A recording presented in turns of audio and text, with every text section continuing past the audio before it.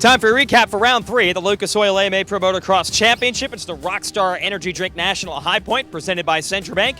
Been racing here for 32 years, and this one was a classic 250 class. Christophe Pourcel is going to get the whole shot in Moto 1, but quickly challenged by Justin Barcia, who would pass him to take the lead, and then uncharacteristically, Pourcel would fall back into 4th.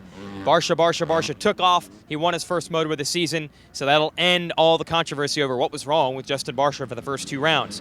Behind him, Tyler Rattray would take a solid 2nd. Dean Wilson would fight his way inside the top 5, but late in the race, Blake Baggett puts on a strong charge for 3rd. Let's go to moto number 2 of the 250 class. Another hole shot for Pourcel, but this time Barcia is nowhere in the picture.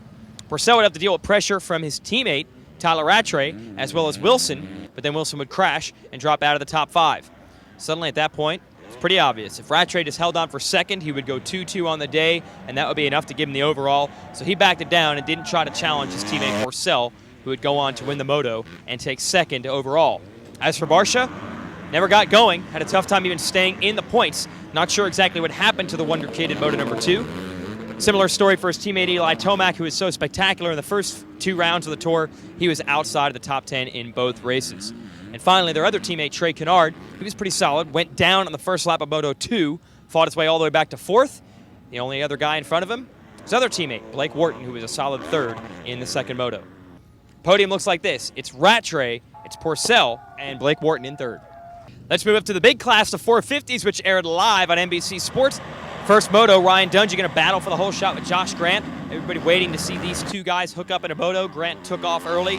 Dungey reeled him back in, and just when we thought we'd see a battle for the lead, Grant goes down. Dungey takes over the number 1 spot and checks out. Grant was able to pick up his bike and finish 2nd in front of Honda Red Bull Racing's Andrew Short with a solid run in 3rd. And nowhere to be seen in this one, Chad Reed, who struggled outside of the top 10. Tough luck for our series points leader and defending champion. Let's go to moto number 2.